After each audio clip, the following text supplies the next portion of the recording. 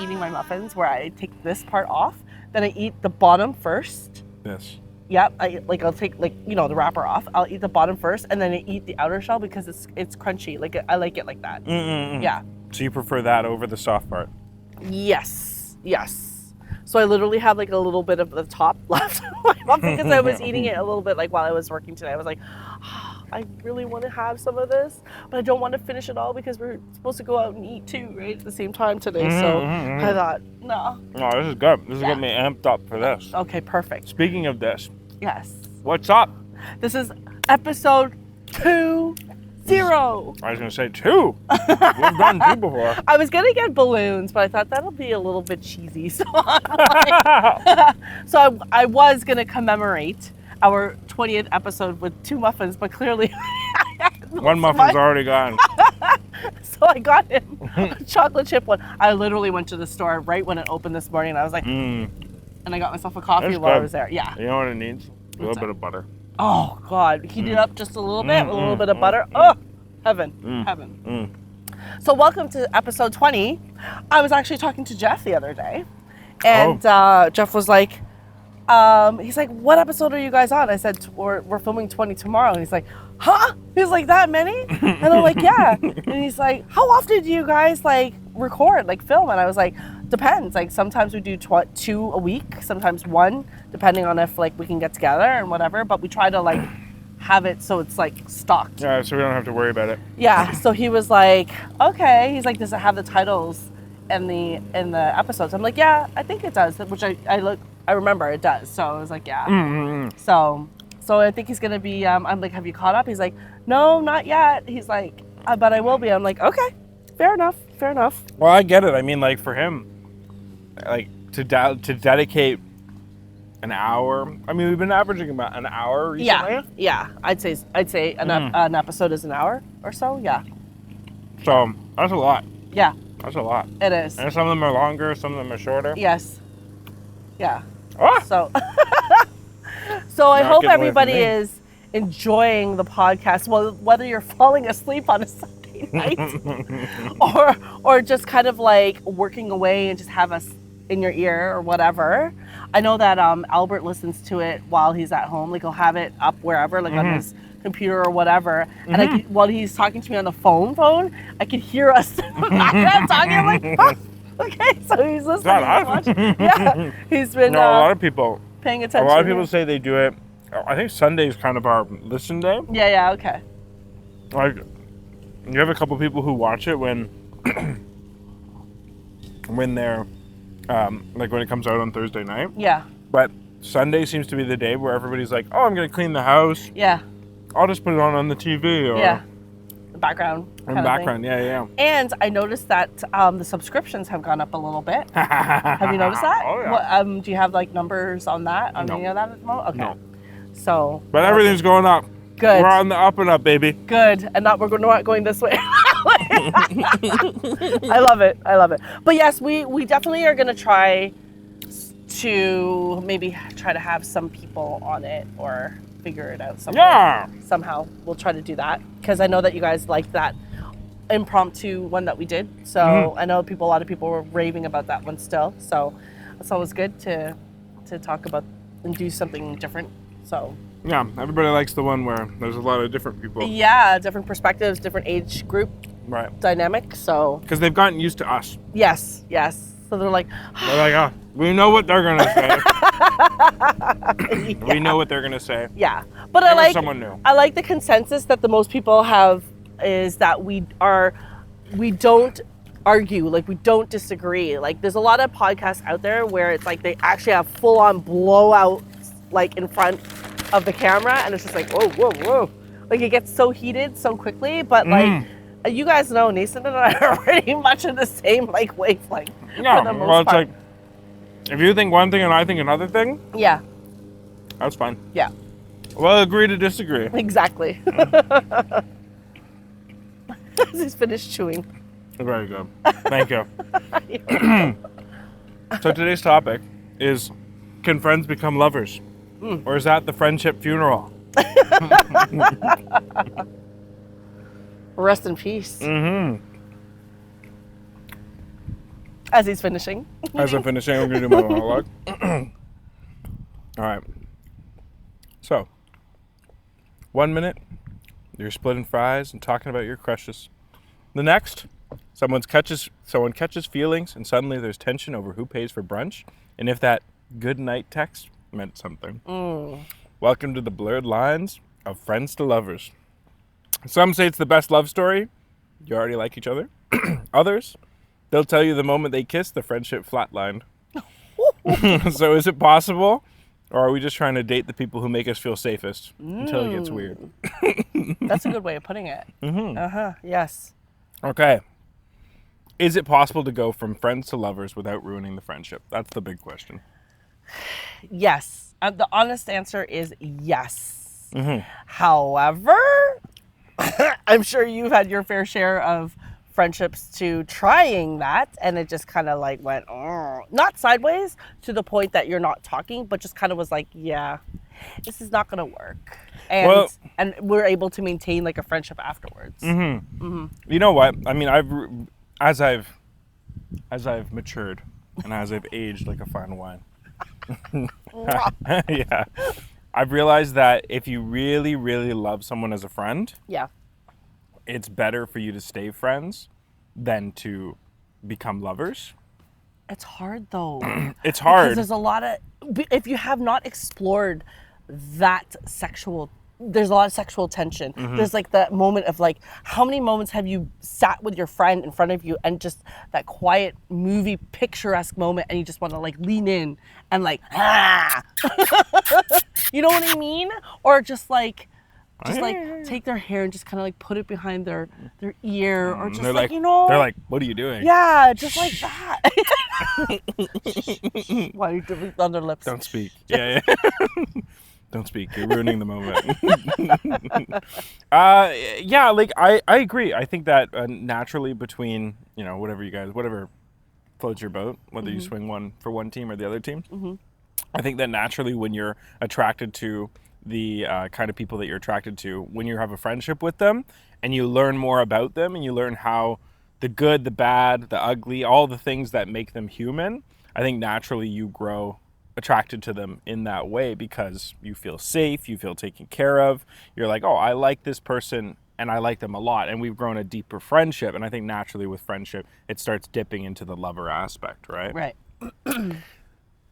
Yeah. However, a hero but or a however. Well, it's just like there's just been so many relationships that I've had with women where, because I learned very early on that it's a very unique instance with friends to lover scenario. Yeah. Because like my first long-term relationship was exactly that. Okay. We started off as friends and then it grew and grew and grew and it was a steady growth into a relaation. Right. And so I really learned and it lasted 6 years for everyone who's wondering. Oh. Yeah.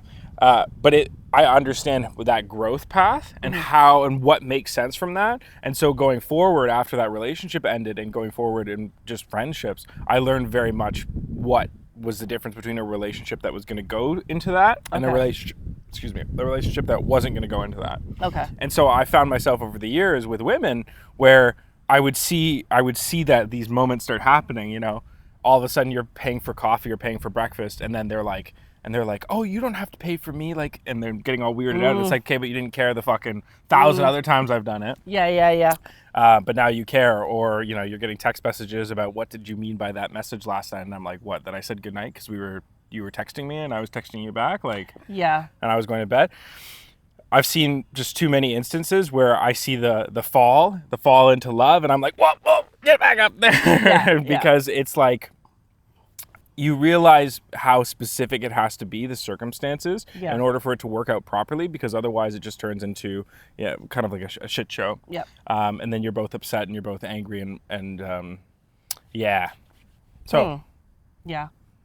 Yeah, no, I hear you. I think you just got to be specific. I don't think it's impossible, and I don't think, well, I know it's not impossible, and I don't know if I want to say it's likely, because I was thinking about this. Is it more likely that it works or more likely that it doesn't work?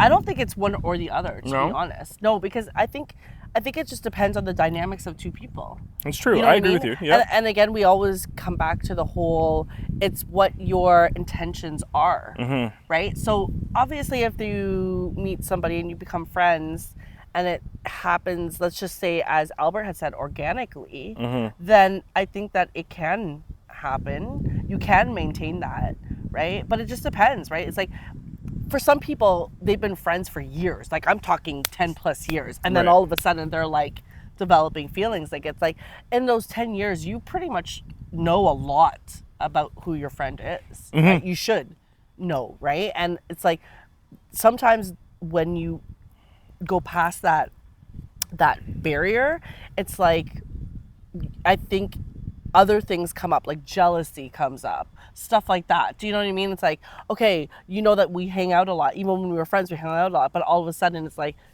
that person is now hanging out with other people or meeting new people or whatever. Right, or they're out and about, they're meeting people, they're hanging out with other people, That's and you're right. just more aware of the like, why aren't they hanging out with me? And Yeah. kind of thing. So then things start to happen and develop, and then your mind goes all wonky. Not to say that doesn't happen when you meet somebody and you're friends with them like for only a couple of years, but I think a lot of people where it's like feelings develop really quickly for a lot of people, whether that's lust or whatever that is, right?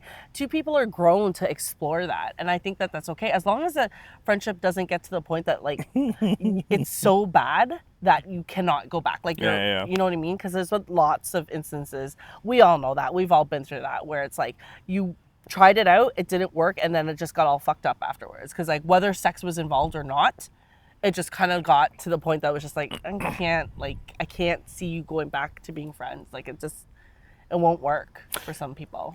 Okay, you know what? This is interesting. So there's two parts. I want to go into. I have a question for you about this. Yeah. But first, I'll say, because I've had the fine line be breached. Yes.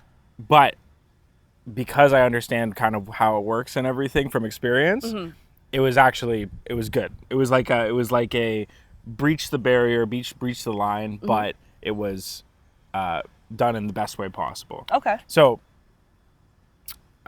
how do I start this story? So essentially, me and this girl, we had been hanging out a lot because we were very, very much friends, right? Same kind of crowd of people, not really the same kind of crowd of people, different crowds of people, but naturally, like once we were involved, I think we worked on a project together or something like that. Okay. Can't even remember how we met.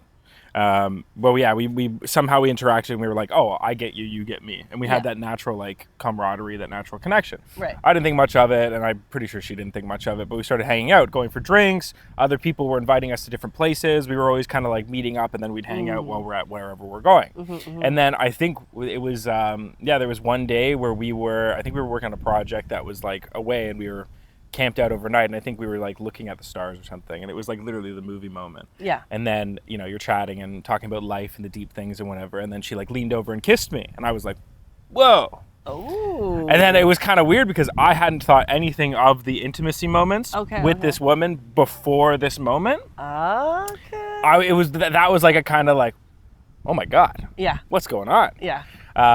And she was like caught off guard. Whoa, what did you like? Why did you didn't like it? Like, oh, was I moving too fast? Oh, and I was like kind of caught off guard, and I didn't really know what to say to her. Yeah. But I realized that I was like, okay, this is the point where it's okay to like be vulnerable and to open yourself up. Yes. And so I had a big conversation with her, and about liking her and how I enjoyed her as a person. And then she told me about that, and then we opened up to each other, and it was like we became better friends, but we didn't enter a relationship after that. Okay. And that was because it wasn't, I didn't feel that level of love for her. Like, I loved her a lot as a person, but I knew that it would be bad if we entered a relationship. It just wouldn't work. Yeah. Just too many conflicting things just on life and existence. And so you guys still talk up until this point? Oh, yeah. Not as frequently as we were then. Okay. But we still talk, we're still cool, we still hang out, we still get along really well. Yeah. We just have this deeper level of respect for each other because we were open, because we were vulnerable, because we said how we both felt and opened our hearts to one another. Okay. I'd say that deepened the connection and... Okay. Yeah. That's fair then. That's good. It's good that you're able to maintain that. Like I said, you're able to go back. I would say that that's like the best case scenario for when you're exploring something with somebody. Like the last thing you want, I would say that most friendships into relationships would fail is if they go, mwah, and they go, why did you kiss me? Ah! Or like whatever, right? Yeah. That's where it fails. But when you understand each other and you come to a mutual conclusion of like, no, I love you a lot, I just don't love you in that romantic sense. Yeah. Yes, it's still rejection, but it's an okay level of rejection. It's like I want to be your friend and I enjoy you as a person. Yes. Not romantically. Yeah. And you know. Yeah. No, that's cool. It depends on the person too, because I've had girls get upset about that, but that's besides the point. 100%. Okay. What I'm curious about is what changes. What makes someone go from just being friends to that moment where you're like, whoa, I've never seen them like this before. Like to lovers. Venture into venture into it. When do emotions change? Is it one moment? Is it gradual over time? Like, because you were saying like, oh, you could know someone for 10 years and then all of a sudden you're interested. Yeah. Well, what changed? I think it could be, a lot of it can be, from my perspective, is things that have happened in your friend's life. Okay. Right? And things that have happened in yours. And like, a lot of the times there's similarities, and then, or like, you know, you're kind of bouncing off ideas and you're having these talks, right? And you're just kind of like, at first they're very like friend-based talks, right? But then sometimes they can delve into a little bit more deeper, and I think that contributes to it. Yep. But I also think over time, it's like, you kind of see the people that they date. I've seen it a lot where they see the people that they've dated, and then they'll come to you and they'll tell you, oh, you know what? I was dating this person and I was just like, I don't really like them. And then vice versa. Like, you will say it to that person, or I will say it to that person. They're like, you could tell in their tone, you could tell like the way that they're looking at you. It's kind of like the wheels are like spinning. So I think they're kind of thinking, okay, so they obviously know the type of people that you're into, but then they're kind of like, what about me? Like, you know what I mean? I don't think you would have those issues if you were with me. So I think over time, hearing people go through failed relationships, failed whatever might have happened, I think that contributes to it as well. But I also think a lot of it is just like, you're on the same wavelength for the majority of the time. Plus, spending a lot of time with your friend of the opposite sex or the same sex can bring a lot into, like, you know, the feelings and like trying to maybe explore that, you know what I mean? Again, that could be whether, like I said, you met somebody within 2 years, 3 years, and all of a sudden you just have like this instant connection, or you've been friends with them for like your whole half your life or whatever. Just things like, little things can actually, I think, develop and happen over time. They're not, a lot of times it's not like right off the bat, you know what I mean? Like, things, I feel, develop, and time is just a matter of that happens. Yeah. And I also think there also are these one-off moments, I find, with some people, where you look at them in a different light. Like, fuck, I feel like this just happened. Yeah. There's this girl who I've known forever. And it was just like, we were out at like a nice event and she was all dressed up. And I don't think I'd ever seen her dressed up before. Yeah. And then it was like a slow motion cinematic shot where she turned and she went, Nathan? And it was like the light caught her face in the right way, and you know, my head was tilted the right way, and you know, maybe I had a little too much alcohol. Yeah. and everything, and maybe I had just enough alcohol where it was like the perfect storm, and I was like, damn. Okay. And I was like, you look amazing. Yeah. Holy shit. Yeah. And she's like, wow, you say that like it's a surprise. And I was like, damn. Because you're seeing them in a different light, like you said, right? You're not seeing them like in the everyday, like, right. how they look, and they're actually all glammed up. And yeah, and you're like, right. Oh, this is the person. Yeah, you're right. I think that plays a factor of it too. And even if that's not the moment where you decide like, oh, I want to pursue this person more than a friend, more romantically, that's the start of looking differently, because you see that change. I think I mentioned on the podcast where I was like sitting with a girl in my car and the street light hit her face so elegantly. It's literally these cinematic moments where you see somebody as they are, or you see them in the perfect light, or dressed up, or you see that little extra glimpse of them that you hadn't seen before, and you go, oh shit, this person's actually incredible, or stunning, or beautiful, or whatever word you want to use to describe it. And then I think from there, that's when it changes. So even if you're like, oh, you know, we were friends for a long time and we thought, fuck it, let's try it out. I think it's that there's that one moment where it's late at night, you guys are hanging out, late at night, early, whatever it ends up being, and one person leans over and goes, and you're like, whoa, maybe this could work. Okay, here, hold on, I lost my page. Oh, and then my sub-notes were timing, vulnerability, attraction, boredom. Yeah. Boredom. Do you think boredom's in there? Oh. Boredom was a question. It's like... Yeah, I think it can play a factor for sure. Yeah, boredom can. Yeah. Well, do you think two people are friends for 5 years? Yeah. Right? Both of them cycle relationships in the beginning, then they stop, they go stagnant for a while on the relationship side. Yes. And then they go, want to try it out? Yeah. Yeah. I know friends who have had that had exactly that happen to them. Did it work? Oh, it didn't work. Like if you're talking long-term success. Okay. Oh, yeah. absolutely not. But oh boy, they had some fun when they were together. Well, it was beautiful in the sense that they were so candid with one another. Okay. And eventually they ended up hurting each other. Yeah. Because, they were like exclusive friends with benefits. Okay. So it was like all the best parts of a relationship, but you didn't have all this the dumb emotions that come with like high romantics, like when the jealousy and all of that. Yes. They were very much like, oh, you want to go out and do shit all day and not talk to me? That's fine. That reminds me of that Justin Timberlake and Mila Kunis movie. What was it called? Where they met and they became friends, and then all they did was just fuck. That's it. With Yeah. No, Friends with benefits, isn't it called? I think it's called that. Yeah, with no feelings, no nothing, and then eventually it hurt. They caught. Yeah, it hurt when they went out on dates and they saw the other person going out on dates and talking about this. Yeah. It literally was the same thing. It was like, you know what? You're my friend. I'm your friend. We kind of like each other. It was like I'm hot. You're hot.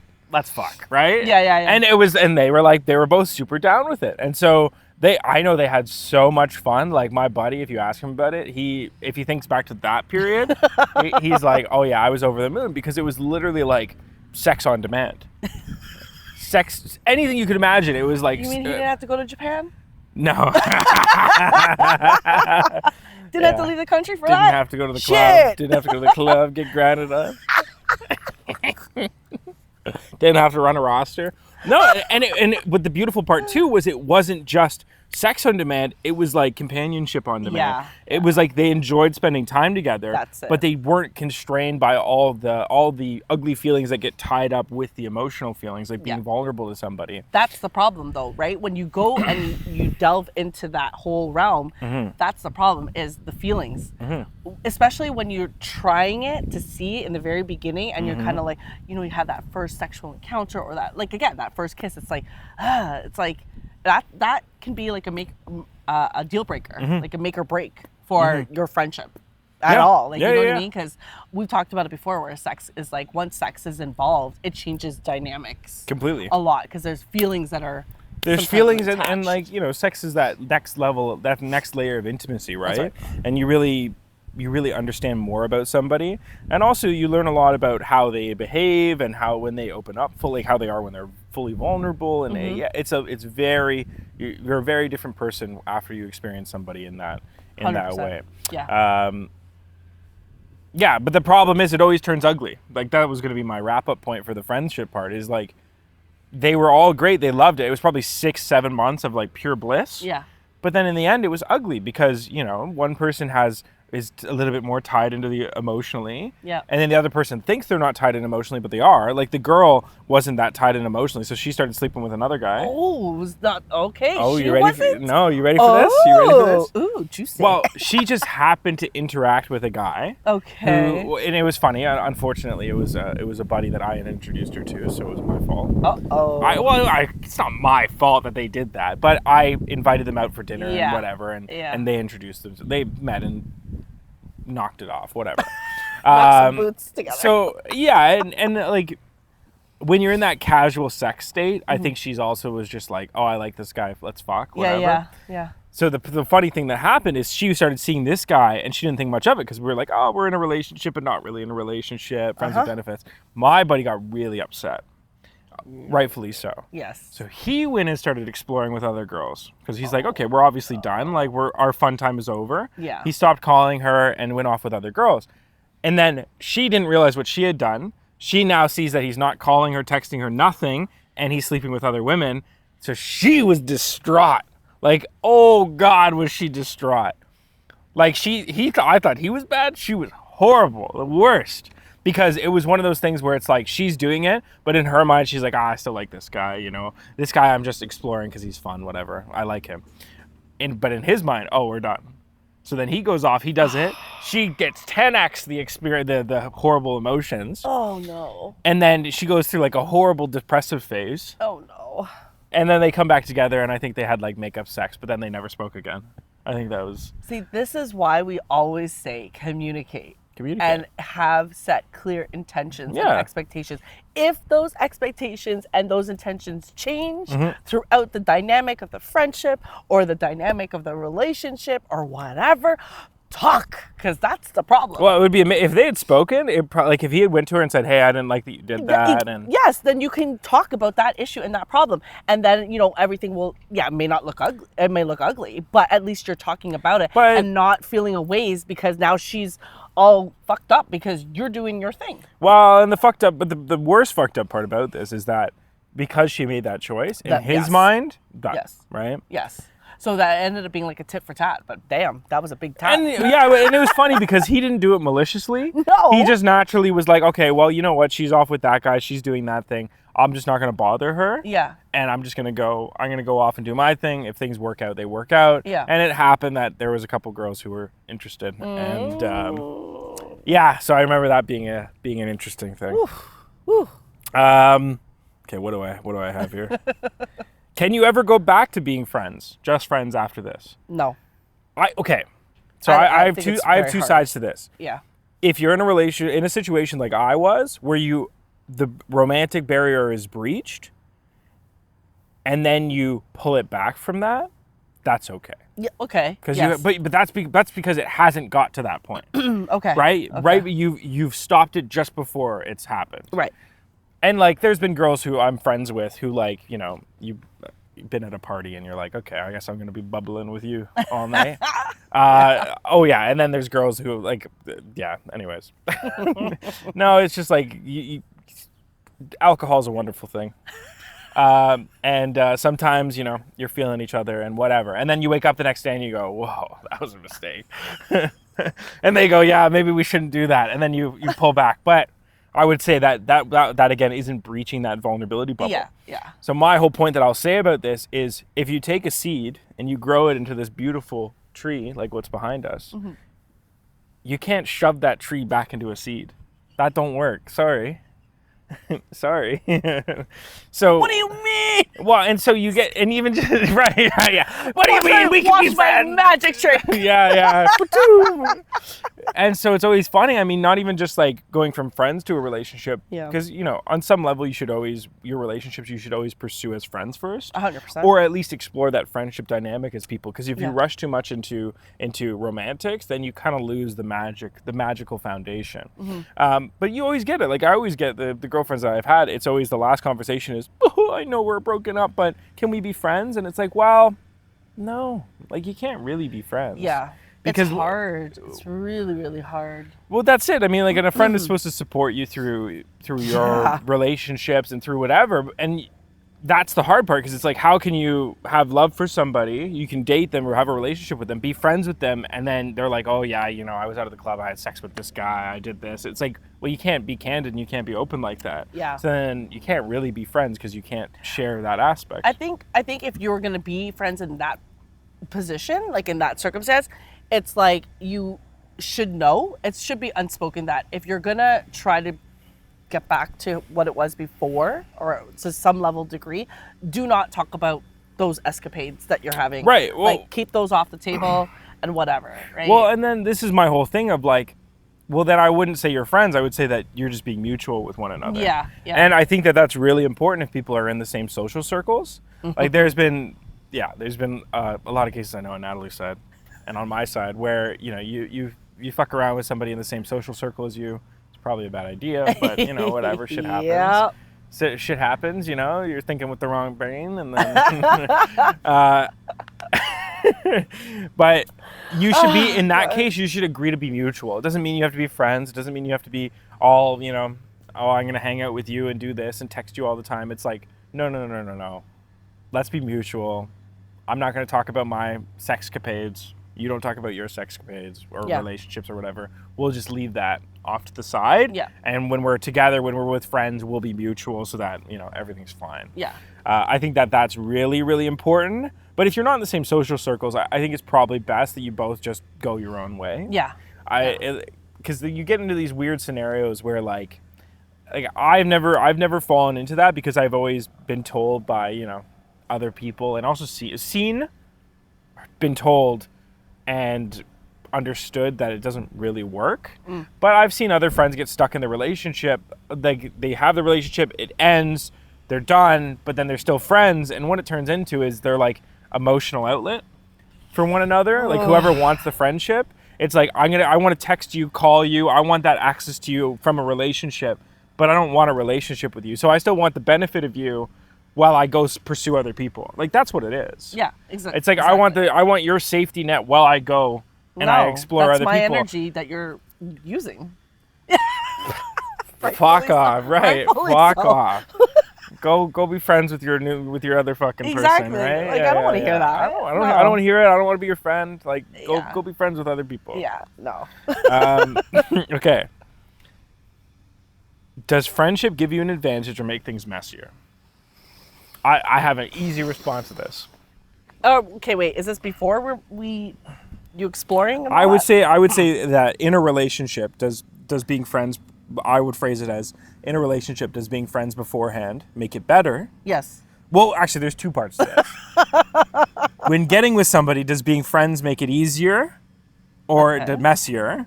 And then in a relationship, does being friends before make it easier or make it messier? Okay, so the second part, being friends before? In a relationship, yeah. It's like we just talked about. I think it's easier to be friends before delving into that. I agree, because you're softly touching each other's energy. Yes. In a non-romantic, combative way. Like if you go for the crown jewel all at once, you're probably going to get caught by security. But if you go for the low-hanging fruit first, you're probably fine. Oh my God. Well, and I don't. It's obviously it's situation by situation. Yeah. Because it's not going to work if you approach a girl at a club and you're like, "Hey, baby, I want to be your friend." It's probably not going to work that way. But if you're with right? But if you're, and I've done this before, where you have a group of friends, right? Yeah. You have a group of guys, and there's a group of girls, and you go, "Where are you guys going tonight?" Yeah. Oh, we're going to this club. Oh, sick. Where is it? Just follow us. Okay. All right. Yeah. And then you're partying. Instances like that. Yeah, and you just mesh the groups, and then it's like a natural. It's not so much friendship. You're still romantically pursuing them, but at least it's coming off as like, we can just interact and chat. Yes. And now I'm not just trying to rizz you up as I sit here, right? Yeah. So I would say that situation by situation. Yes. But I would definitely say that when getting into a relationship, the friendship definitely makes it easier, I would say. Yeah. And I think also like there's a lot of people who are very walled up, and they have a big, huge wall around their heart. And so friendship allows somebody to actually walk up and touch the wall and be like, it's okay. Yeah. It's okay to be safe with me. Yeah. A lot of defensive people, and I think that they need that natural growth. But when it comes to a relationship, what do you think? Is it better to be friends beforehand? Better to be only pursued romantically? Oh, that's a good question. I'm interested in your opinion. I think friends before, although I've had it just happen many times. Even like the most recent one. Well, here's my thing. Yeah. There's something really, really sexy. Sorry. That's the second part.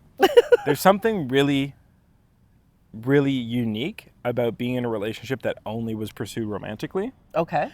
I'd say that it's, exactly where you are in that situation. So I guess this falls into the messier category. You know exactly where you are in that scenario, and you know that you are their romantic partner. Right. And there's something beautiful about that. I find that the boundaries are a little bit more understanding. Okay. Hanging out with people, you get more separation of life, if that makes sense. Because it's like, I'm your romantic partner, but I'm not in your friend groups. I see. I can come and I can enjoy your friend groups. Yes. If you invite me, if it's a social or whatever, but if you're going to hang out with your friends, that's not, oh, they're my friends too. Yeah. That's oh, separated. you go enjoy, I'll go enjoy, and then we'll cross mingle when we need to. Yeah. So I would say that is the really nice side of being pursued uniquely, like romantically. Okay. There's a more, I find there's a better separation of life. Okay. But there's something sexy about having a friendship with somebody before you get into a relationship. And I think that's because you're just so much more emotionally close and you understand each other so much, and relationships work best when it's a slow burn into it. Yeah, I think so too. It's not a spark, flash, boom, firework. Yeah. It's like slow burn, slow burn, slow burn into a nice big romantic fire. Bonfire. Bonfire. Screw that. Well, that's Bonfire. it, right? Huge. Yeah. And throw all the shit on. Right, everything. This bench. That's the beauty of it, right? And that's like the relationships that have been slow burning into it. Those are the ones that are most fulfilling because you actually not just you're there as a romantic partner, but you understand each other uniquely. Yeah. And that's the really nice part. And I would say that that's way better to have that friendship point than to not have that friendship point. It just makes the things a little bit trickier. It makes it a little bit messier because now it's like, oh, well, I want to come with you when you're going to your friends. I understand what you do. Right. I understand what work is. I understand what friends are. Like, I understand your life. I understand you because I was your friend before and we've had so many conversations. Right. So I want to be part of that. And it's like, well, yeah, you can be part of it 40% of the time, but 60% I have to do my own thing, right? Yeah. So I would say it makes it messier in where friendship and romantic partner, that those two different barriers, that's where it gets messy. Right. But overall, I would say that it's a much more successful relationship. Yeah, I agree. I agree. I'm curious to know what everybody thinks about that. Yeah, you guys tell us. I can quote many opinions that I know off the top of my head. Yeah, like I'm sure a lot of people have been in that position. Everyone, and you know, a lot of my guy friends will be like, you know, sorry, you can't be friends with women. Sorry, not a lot of them. So there's a couple of them who are like, can't be friends with women. Sorry. Like before. And at all, just at all. Like friendship doesn't exist with women. Yeah. What kind of Neanderthal? They're like, you can work with women, you can be acquaintances with women, you can see women, interact with them, speak with them, be kind to them. They're not your friend. So, but are they okay with a woman having a male as a friend? They don't care. Okay. Oh, you're saying their romantic partner? Yeah. Oh yeah, no, that's not a thing. Oh yeah, no. If you were dating one of them, okay, yeah, and they were like, and you're like, oh, I'm gonna go film this podcast with my friend. Yeah. Your friend? Who's your friend? Oh, Nathan, he's my friend. Oh, it's a dude. No, that's not okay. He's not your friend. Okay. Well, I think the next podcast that we should do is what do people think about having opposite sex as friends before getting involved with somebody that you're meeting? Oh, I have so many opinions on this. Let's do it. So I think that's great. Keep that mental note. Okay, mental note. I'll write in my handy dandy notepad. Yeah. That is messed the fuck up. Well, I get. You know what's funny? I get their argument. I do too, because men know what other men are thinking. Okay. Yeah. They all know. They all think with their fucking dicks. Yes.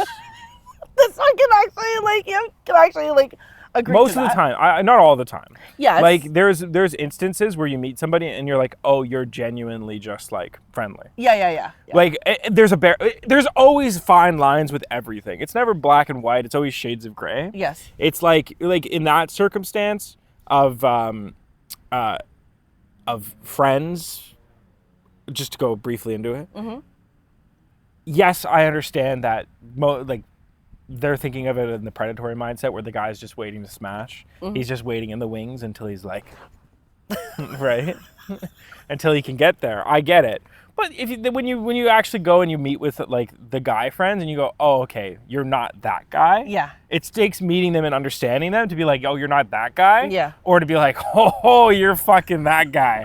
Oh, and you're even worse than that guy. Oh, God.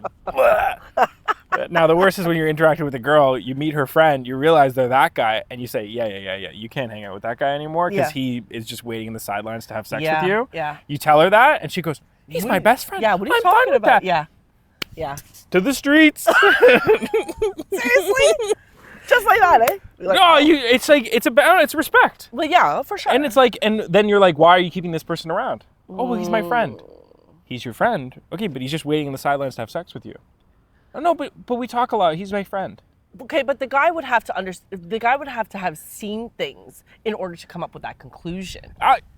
Yes. That's what I mean. Yeah. Or the girl would have to like say stories or whatever, and then it's like ring a ding ding, like something says, well, you know what it is? It's not stop seeing that guy, it's limit the communication, right? Let's be realistic, because like I'm thinking of it now from my perspective. Yeah. Because I've had girlfriends who are like that girl wants to have sex with you, you're not allowed to interact with her anymore, and I'm like, okay, that's ridiculous.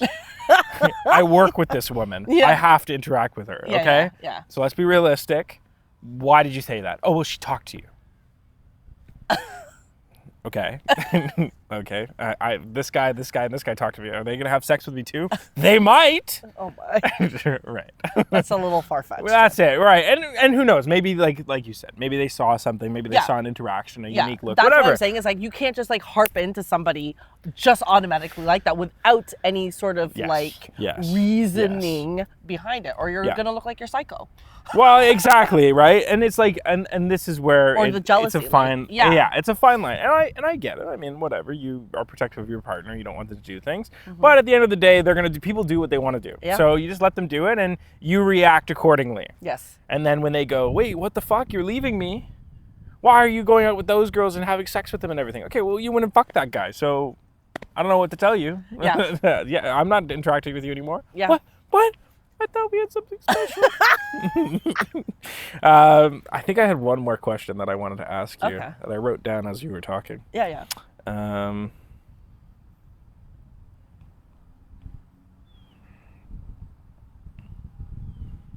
Can you be in love with someone and never act on it out of respect for the friendship? Now, I alluded to this in the beginning. Yes, it's hard, but yes, it can happen. And I find that when that happens, there's little things that person will do to show you, but yet they're still like hanging back. So yes, I firmly believe that 100%. I've known lots of people who've been in that position and never thought to cross the line, because it's just like, no, you cross the line, you know yourself, and that friendship that you have with that person cannot go back. Like, you know already. Oh yeah. So I think there's been many cases like this. Yeah, it can, and it has happened, and to leave it and just let it be in the moments that you're in your friendship, and just let that be. That I feel like there's a lot of like there's obviously a lot of tension sexually or whatever it might be, but because of the love that you have for your friendship, and that is very like strong and has been through hell and back. Yeah, I think that holding it back and, just like keeping that separate and not crossing those lines can happen numerous times in a lifetime. Yeah, and I'll go back to the quote that I said earlier about, if you really from a man perspective, if you really love a girl, like you'll understand why being friends with her is better than being in a relationship with her. And it took me a long time as a young man. It took me a long time to understand what that meant, because I had a 80-year-old man say that to me. And he said that to me, and I remember being like, what are you talking about? Yeah. Why wouldn't I want to be in a relationship with somebody that I love, that I care for? And what you realize is that romance complicates things. It really does, because you add all those jealousy and you add all those emotions, right? Yep. And there is something pure and amazing about having mutual love for somebody and caring about somebody and wanting the best for them, but not in a romantic sense. And there's something unique and beautiful and emotionally fulfilling about being on that pure form of love. That you can only really get to when you're really emotionally vulnerable from a friendship perspective. And I didn't understand what that meant for a long time. Truthfully, I had no idea. And then I would say in the last couple of years, 2 years or so, I've been very aware of understanding that. And when I interact with people who I see the head tilt a certain way. I see the eyes change. That's a big thing. When I see that, I see the phrasing change. I see the subtle touches. The subtle touches. The grabbing the arms. Yeah. I was wearing my red smoking jacket to an event, and I got a new poplin collar. So I went to my friend who's a tailor and everything, and he was like, "Oh, if you're gonna wear that, we'll do this and this and this." I was looking good. Okay. And there's one girl who I hadn't seen in forever, who's a photographer I work with. And I walk in, I go, "Oh, hey, what are you doing here?" And she was like, "Mason?" Yeah. And then she was my best friend the whole night, holding onto my arm. Oh yeah. The possessiveness so took funny. over. Oh yeah. And then when I was like there was one my business partner was talking to me, and then he introduced me to his friend, and then she was like, "Oh, and here's my daughter," and then all of a sudden, what the hell? Oh my God. Hi, I'm so and so. Oh, it's so funny. Anyway, but no, you realize the unique relationships and the unique trust, intimacy, whatever you want to call it, you get from being really good friends. Yeah. And that's a very specific kind of love that you won't get in a relationship. Yes. And there's a lot of people, there's girls that I'm very tight with who I know I could never fucking date them. Yeah. Like, they're greatest friends. If I dated them, I'd fucking die. I'd kill myself. Yeah. I'd kill myself. Yeah. Just because, whatever the case is. Mm-hmm. And so all that to say, I think there's something beautiful about preserving and also getting to the point where you both know you could be in a relationship. Yes. You're both emotionally intimate in that way, but you're not doing it because you know that that's not the right path. Yeah. And there's something beautiful about that. Yeah, I definitely agree with you on that, for sure. Yeah. Any closing notes? None. That was good. It was a good topic. No closing notes. It was a good topic. My brain just went, Nathan. And sent him a text. I'm like, what do you think about this? Or this? So funny. No, you sent me like 5 good ones. Yeah. I was like finishing up the call that I told you I got before. I was talking about how a business partner called me last night to pitch an idea. I finished up the call. I look at my phone. Natalie's like, "Here's all the amazing ideas I have." And I was like, "Damn, they're all really good." And then you said, I was like, "I don't know which one to go with." And you said, "I think I like the first one." I was like, "Then we're doing the fucking first one." Yeah. Perfect. So on that note, thanks, guys. Thank you. Thanks for watching episode 20. Yes. I'm interested in your opinion. Yes. That's right. Yes. And then when you smiled because I pointed at the camera and said you, you're the person who should write in the comments your opinion. Absolutely, I agree. I see you. So write your opinion in the comments, or if you have my number or Natalie's number, just text us. Yeah. We're both always curious to hear your opinions and your insights. Absolutely. And we'll do a little catch-up refresher. Yes, on the next. And I also, it's funny, me and you kind of agree, kind of disagree, but we ride there's the line, and we kind of ride this side like this. It's ping pong. Ping pong. I just know that there's going to be people who are here and here. What are you talking about? Friends should never be lovers. Friends should always be lovers. It's going to be so funny. So write your comments, tell us what you think. Yes. And if you guys have any recommendations for things you want to hear us talk about, send it.